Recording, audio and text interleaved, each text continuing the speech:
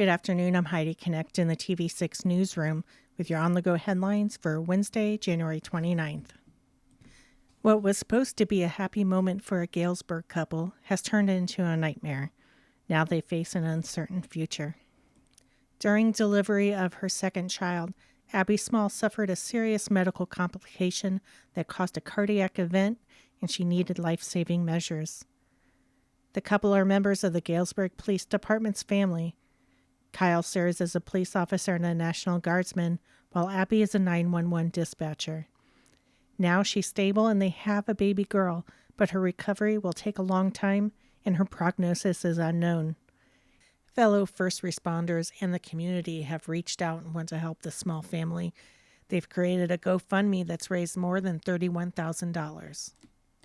The Rock Island Police Chief has scheduled a news conference tomorrow about the abduction of Blessing Oichi.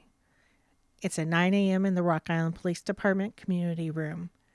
KWQC will be live streaming and following this event tomorrow. Stay tuned for updates on air and online.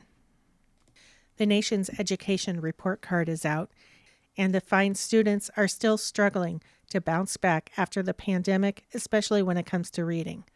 The 2024 National Assessment of Educational Progress was just released.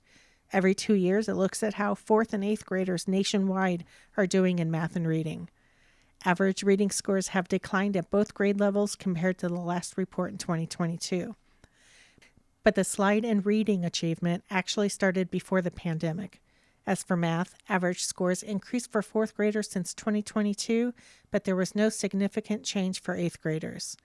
One bright spot, the report found absenteeism has declined since the last assessment. In Illinois and Iowa, 8th graders scored higher in both math and reading than the national average. 4th graders were at the same level as the rest of the nation. Living Lands and Waters is branching out on its mission to improve areas along the nation's rivers. Today, the group hosted a tree wrapping event at the Rust Belt in East Moline. It's part of their Million Trees project. Hundreds of volunteers from local schools and businesses helped wrap tree seedlings.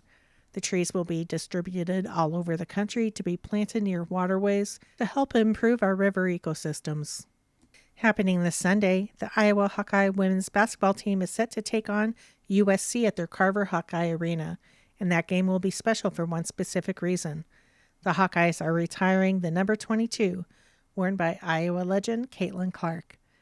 Friday here on TV6, we will be airing the special titled The Legend of 22. We'll be looking back at Caitlin's record-breaking career at Iowa. Now a look at weather in the Quad Cities area. Wednesday night brings clear skies and temperatures that will once again fall to the upper 20s to near 30. Thursday starts with sun, but clouds will build during the day. Rain will be a possibility later Thursday afternoon into the evening, with it becoming widespread along and south of I-80 overnight. It looks like little, if any, snow will mix in with the system as it departs Friday morning. For this reason, we won't be having a first alert day on Friday. The ground and air temperatures will be warm enough that even if a few wet snowflakes form, there will be little, if any, impact from them on the early commute. Rainfall amounts could top an inch in spots south of I-80, which will help clean the salt off a lot of roadways. After that, will remain mainly dry throughout the weekend and early next week.